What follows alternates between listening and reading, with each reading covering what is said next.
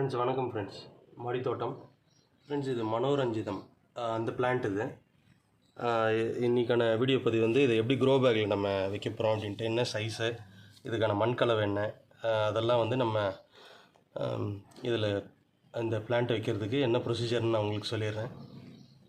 Friends, இது வந்து 15x15 grow பேக்கில் வந்து இந்த பாதி மண் எடுத்துக்கோங்க. இதுக்கான மண் கலவை வந்து செம்மண், மாட்டேரு, கோகோபீட், அப்புறம் வேப்பம் புண்ணாக்கு, கம்போஸ், அப்புறம் போன்மில், இது எல்லாமே மிக்சர் நம்ம பண்ணிவிட்டு இதில் வச்சோன்னா இந்த வேர் அழுகல், அப்புறம் இந்த பூக்கள் வந்து கொஞ்சம் பூக்காமல் இருக்கிறது, அந்த மாதிரி பிரச்சனைலாம் இல்லாமல் இருக்கும் இந்த கலவையில்.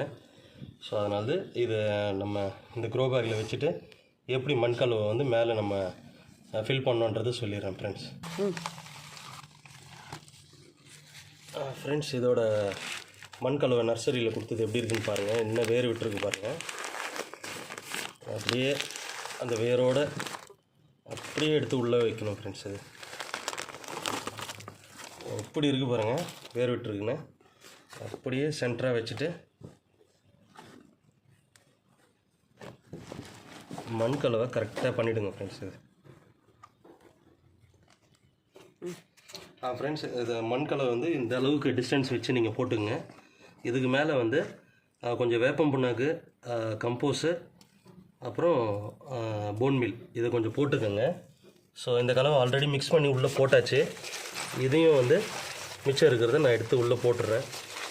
ஸோ இதை போட்டுக்கிட்டு தண்ணி வந்து நல்லா குளிராக விட்டுட்டு, இந்த வெயிலில் வைக்கலான்னு சொல்கிறாங்க, டைரக்ட் வெயில்லையே.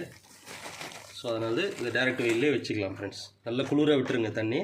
காலையில் ஈவினிங் 2 வேளையும் கொஞ்சம் தண்ணி விட்டுக்குங்க, அளவு பார்த்து. ஸோ இந்த வீடியோ உங்களுக்கு பிடிச்சிருந்தால் லைக், கமெண்ட் பண்ணி ஷேர் பண்ணிக்கோங்க. மறக்காமல் சப்ஸ்கிரைப் பண்ணிக்கோங்க ஃப்ரெண்ட்ஸ். ஸோ அப்போ தான் நீங்கள் புதுமையான வீடியோக்கள் நீங்கள் பார்த்துக்கலாம். Thank you so much. பாய்.